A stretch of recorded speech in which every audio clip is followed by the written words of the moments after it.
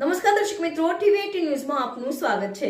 ટીવી18 news ગુજરાતની પળે પળની ખબર ધરાવતી ગુજરાતી ન્યૂઝ ચેનલ છે। હવે જોઈએ મુખ્ય સમાચાર। સુરત આરટીઓમાં ડ્રાઇવિંગ ટેસ્ટ માટે 40 દિવસનું વેઇટિંગ ચાલી રહ્યું છે।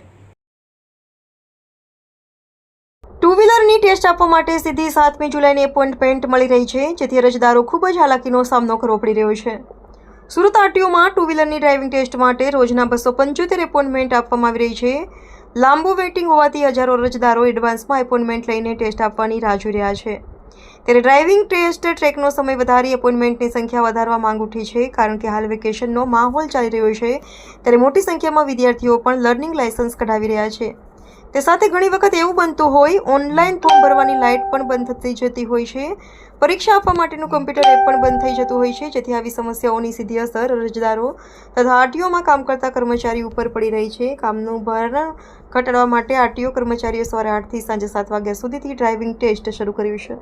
માહિયાર રતનશાહ પટેલ, ઉપપ્રમુખ Surat district motor driving training school owners association.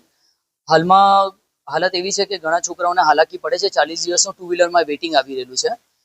જો કે સરકારશ્રી એમને 6 મહિનાનું કાચું લાયસન્સ આપે જ છે, પણ મહિના પછી પહેલી ટ્રાય અપાય એટલે આમ જોવા જઈએ તો 3 થી 4 ટ્રાય તો મિનિમમ અપાઈ શકાય 40 દિવસનું વેઇટિંગ હોય તો પણ જે લોકોને ભણવાનો ઇસ્યુ જે બધું આવે છે એના કારણે ભારણ વધી રહેલું છે। અહીંયા વેકેશન ટાઈમ ચાલે છે એટલે છોકરાઓ પણ લાયસન્સ કઢાવવા આવે છે, સ્કૂલના છોકરાઓ। હવે એ સદુપરાંત બી સર્વરના ઇસ્યુઝ પણ આવી રહેલા છે। સર્વરના ઇસ્યુ માટે વારંવાર આરટીઓસી સાહેબ દ્વારા રેગ્યુલર ઈમેલ એનઆઈસીમાં બધે સીઓટીમાં કરવામાં આવે છે, પણ સર્વરના ઇસ્યુઝને કારણે આ લોકો પણ મજબૂર થઈ જાય છે, કારણ કે કામનું ભારણ પણ વધી રહેલું છે અને જેટલું લેટ થશે એટલું કામનું ભારણ આ લોકોનું વધશે ઇન્સ્પેક્ટરોનું। એટલે આરટીઓસીનો કોઈ વાંક જ નથી। સવારના 7, 7:30, 8 વાગ્યાથી ટ્રાય ચાલુ થાય છે, રાતના 7 વાગ્યા સુધી ઓલમોસ્ટ 12 કલાક ટ્રાય લેવાય છે ટુ વ્હીલરની।